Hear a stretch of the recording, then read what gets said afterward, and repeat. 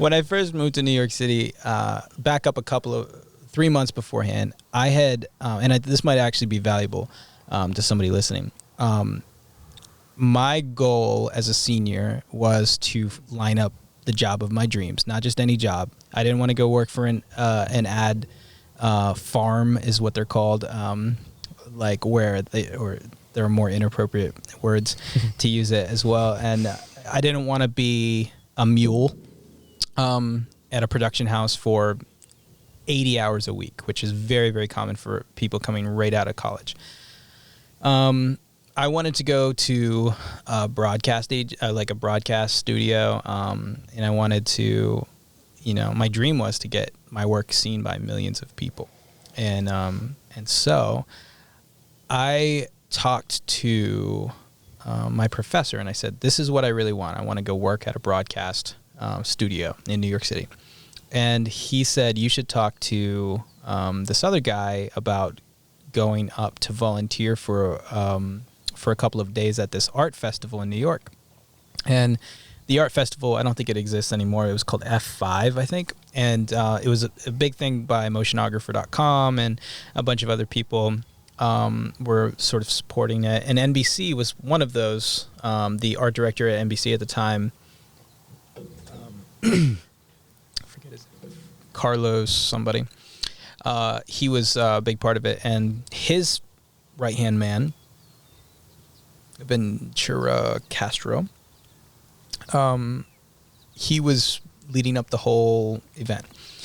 And so when I got there, I was part of probably 30 students who were there to volunteer for the event. It was like a 2 or 3 day event at a really cool rock and roll venue in New York City. I had never been to New York City other than like visiting the Statue of Liberty and things like very touristy things on the outer side, but I'd never like walked down 6th Avenue or anything like that. And so it was all very, very overwhelming to me. But I got there at like 8 o'clock at night. We walked into this venue, and I went up to the guy who I thought was in charge, and I was right. And I hung out, and I was just like, "Hey, I'm here to help." And then I saw his right-hand man, and the guy in charge was nice, but he was busy. And I remember listening to a podcast. I was big into self-growth kind of audiobooks and podcasts when I was in school. And I'd like listen to them, read them all day. And I remember this guy, Brian. Oh man, that's going to kill me. You're not very good at last names, but I know. Brian somebody who wrote like all these self-growth books. Anyway, he said, don't go to the number one guy. Go to his number one guy. And then that will give you access to all of anything that you need. We talked about this in our last podcast. Oh, no kidding, really? Yeah, because, I totally should mention that. Oh, my gosh. So if you guys listened to our last podcast, we talked for a long time. We gave ourselves a challenge because I was talking to them. One of the most valuable pieces of information that you and I have talked about and you've given me is, if you want to go work for Scout & Co. and do a video with Scout, you go and make a video with Starbucks first, right? Because then you can turn it around and say, I've worked with them, because nobody knows if you got paid or not, right? Yeah. So we were talking about like fake clients. Yeah. We were talking about that concept a lot because it's so backwards. The thought process for this stuff is you're like, if I want to go work with Starbucks, I'll start with Scout. That way I can show them, right?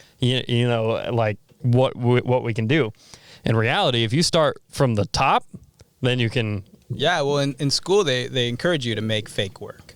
And that way, your reel looks really top notch by the time you get out. You have all of this stuff, and it doesn't look like a student's reel. Students' reels look like the local mom and pop coffee shop logo, and they're like, no, make Starbucks, like rebrand Starbucks, and then make that your senior project or whatever. And then that way, you have a really high polished, noticeable, set the bar high portfolio.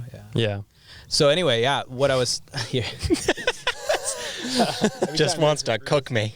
I know. I'm sorry. It keeps chasing you. However, that shade's gonna catch you in a minute. Shade. Yeah. The shade from of the shade of the house. Yeah. It's almost there. You're almost there. So, long story short, let me just finish what I was saying. In the New York festival, I ended up being this right-hand man to the right-hand guy.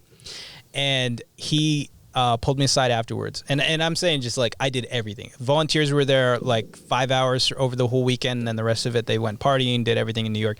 I was there an hour before and an hour late. And I was there for everything. So much so that he handed me his credit card and said, go buy this, go buy that, go do that. And we had never met prior to this. And so he trusted me with that. Wow. I had never taken a New York subway before. And he's like, go down to 32nd and 4th and buy at the FedEx store, go get some more paper, whatever. And I did it and I figured it out. It took me a very long time. But I did anything that was necessary. And at the end, he was walking out. And I was still stacking chairs. Everybody else had left. And he hands me his card and he says, I'm going to call you in a couple weeks. And I was like, all right, cool. And this is the assistant art director at NBC. And so he called me and said, I'd really love to connect you with my friend who's the art director at Today Show for an interview. When are you available? And I'm like, okay, that's amazing. Yeah. And so I remember. Let me look at my schedule. Yeah.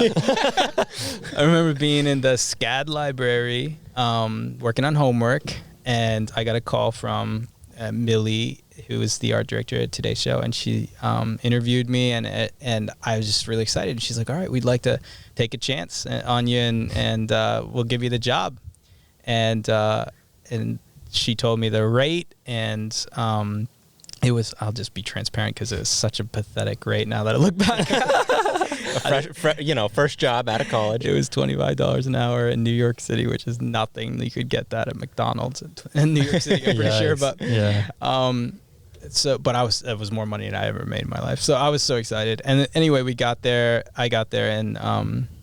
and that was a long, drawn out way of telling you sort of how I got the job of my dreams, which is working at Today's Show. But I was struggling because I didn't know anybody in New York City. The closest person I knew was 2 hours away in Jersey somewhere.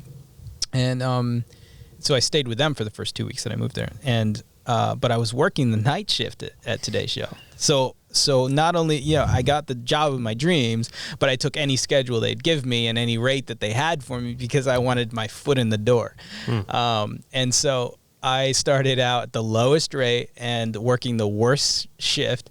And it taught me a lot. But I literally slept in parking garages because I would work so late.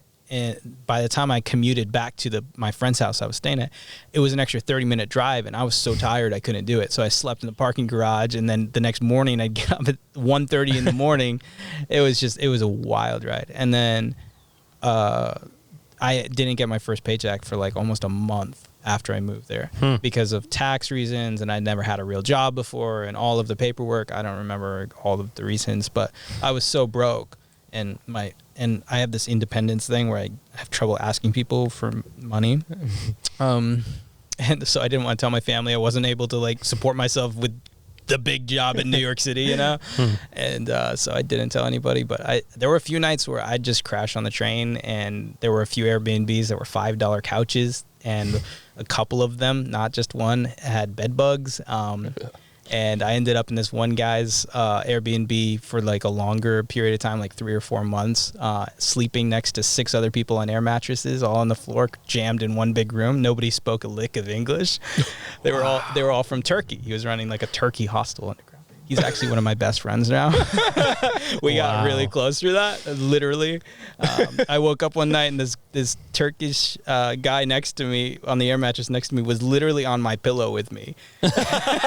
Wow. So very humble beginnings.